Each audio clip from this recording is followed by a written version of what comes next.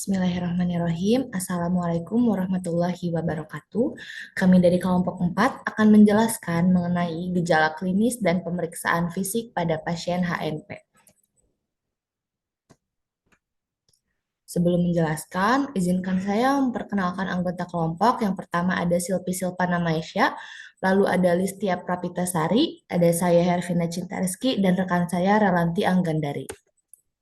Definisi HNP ialah keadaan di mana nukleus pulposus keluar menonjol untuk kemudian menekan ke arah kalinalis spinalis melalui anulus fibrosis yang robek. Gejala klinisnya yaitu bervariasi tergantung pada derajat dan radiks yang terkena. Pada stadium awal, gejala asimptomatik.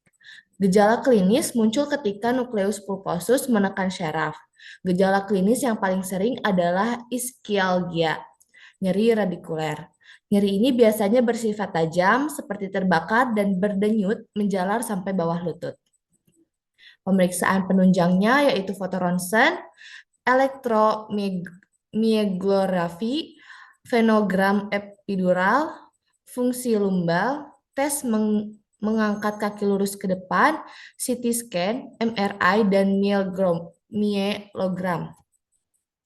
Untuk skala nyeri atau numerical rating scale, itu untuk mengetahui rasa nyeri orang tersebut bisa dilihat dari angka-angka yang ada di bawah ini. Jika 0 berarti tidak nyeri, jika nilai 1 sampai 3 nyerinya ringan, jika nilai 4 sampai 6 nyeri sedang, dan jika nilai 7 sampai dengan 10 dinyatakan nyeri berat. Selanjutnya akan dilanjutkan oleh Listia.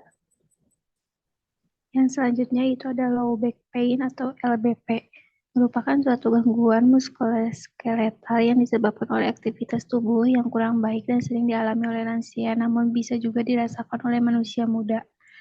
LPP ini juga adalah suatu nyeri yang sering dirasakan pada daerah punggung bawah.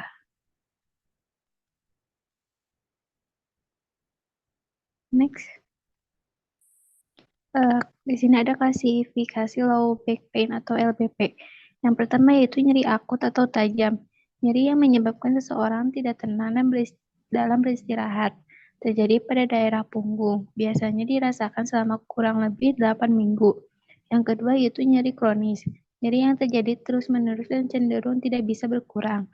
Biasanya terjadi dalam beberapa hari tetapi sering membutuhkan waktu lama. Nyeri ini biasanya akan berulang jika adanya aktivitas fisik yang sederhana.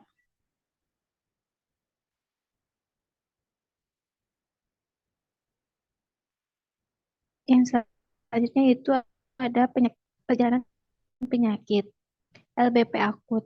Keluhan pada fase akut awal terjadi kurang dari 2 minggu, dan fase akut akhir terjadi antara 2-6 minggu. Rasa nyeri yang menyerang secara tiba-tiba namun dapat hilang sesaat kemudian. LBP subakut. Keluhan pada fase akut berlangsung secara 6-12 minggu. LBP kronik, keluhan pada fase kronik terjadi lebih dari 12 minggu atau rasa nyeri yang berulang. Yang selanjutnya itu ada tanda Mendel. Refleks Mendel ini diperiksa dengan menggunakan palu refleks pada daerah dorsum pedis basis jari-jari kaki pasien. Refleks Mendel ini positif jika timbul fleksil plantar jari-jari kaki antara kaki nomor 2 sampai nomor 5. Yang selanjutnya itu ada uji kedua kaki atau milogram. Pada milogram dilakukan injeksi kontras bersifat radio-ovakue dalam koluma spinalis. Kontrak masuk dalam koluma spinalis sehingga pada X-ray dapat nampak adanya penyumbatan atau hambatan kanila spinalis. Dan selanjutnya itu ada tes Patrick. Ini dilakukan untuk mendeteksi kelainan di pinggang dan pada sendi sakroiliaka. Jika pada saat belut tungkai direfleksikan, pasien merasakan nyeri di sendi panggul. Yang selanjutnya itu tes Kernig. Penderita berbaring. Salah satu pahanya direfleksikan sampai membuat sudut 90 derajat. Lalu tungkai bawah diekstensikan pada persendian lutut. Pemeriksaan penunjang meliputi pemeriksaan radiologi, MRI, CT scan, dan pemeriksaan laboratorium. Selanjutnya dilanjutkan oleh teman saya Relanti. Baik, di sini ada neuropati diabetik dan sindroma piriformis. Diabetik adalah gangguan saraf akibat penyakit diabetes yang ditandai dengan kesemutan, nyeri, atau mati rasa. Meski dapat terjadi pada saraf di bagian tubuh manapun, neuropati diabetik lebih sering menyerang saraf di kaki. Selanjutnya, ada patogenesis. Yang pertama ada teori vaskular. Proses terjadinya neuropati diabetik melibatkan kelainan vaskular. Penelitian membuktikan bahwa hiperglikemia yang berkepanjangan merangsang pembentukan radikal bebas oksidatif. Radikal bebas ini merusak endotel vaskuler dan mentralisi nitrik oksidi hingga menyebabkan vasodilatasi mikrovaskular terhambat. Yang kedua ada teori metabolik. Perubahan metabolisme poliol pada saraf adalah faktor utama patogenesis neuropati diabetik. Adose reduktase dan koenzim nikotinamid adrenidinokleotid mengubah fruktosa oleh sorbitol dan koenzim nikotinamid. Yang ketiga, teori network growth. Faktor NGP adalah protein yang dibutuhkan untuk meningkatkan kecepatan dan mempertahankan pertumbuhan saraf. Kadar NGP ini cenderung menurun pada pasien diabetes dan berhubungan dengan tingkat neuropati. Selanjutnya, ada beberapa obat yang dilaporkan memiliki efektivitas baik dalam penataran nyeri neuropati diabetes. Yang pertama itu ada antidepresan tricyclic, antikonvulsan, SRRI, oflat dan opioid, obat-obat topikal dan vitamin B.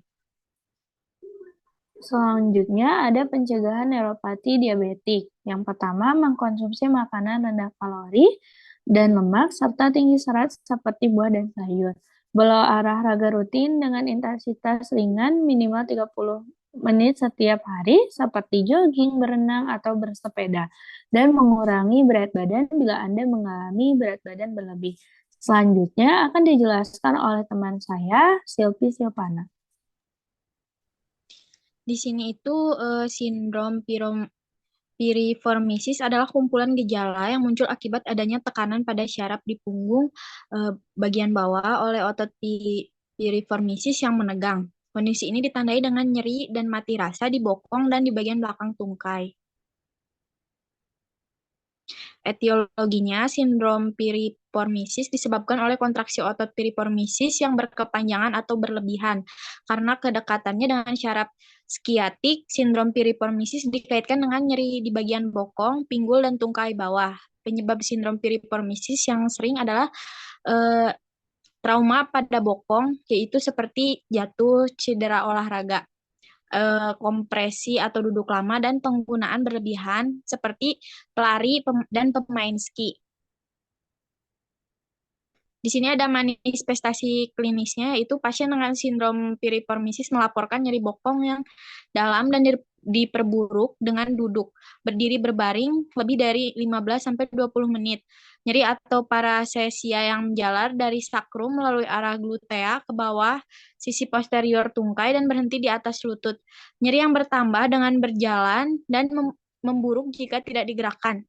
Nyeri timbul saat posisi duduk dan jongkok. Perubahan posisi tidak mengurangi sepenuhnya.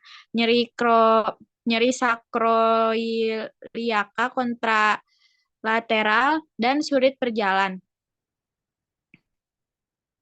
Pencegahannya yaitu lakukan olahraga secara rutin tetapi jangan terlalu berlebihan. Lakukan pemanasan dan peregangan sebelum berolahraga. Terapkan postur tubuh yang baik saat berlari, berjalan, atau berolahraga. Tingkatkan intensitas olahraga secara bertahap, tetapi jika muncul nyeri, hentikan lalu istirahat sampai nyeri hilang. Jangan berlari di permukaan yang menanjak atau tidak rata. Dan hindari mengangkat barang dengan posisi membungkuk. Dan yang terakhir, hindari duduk atau berbaring dalam waktu yang lama.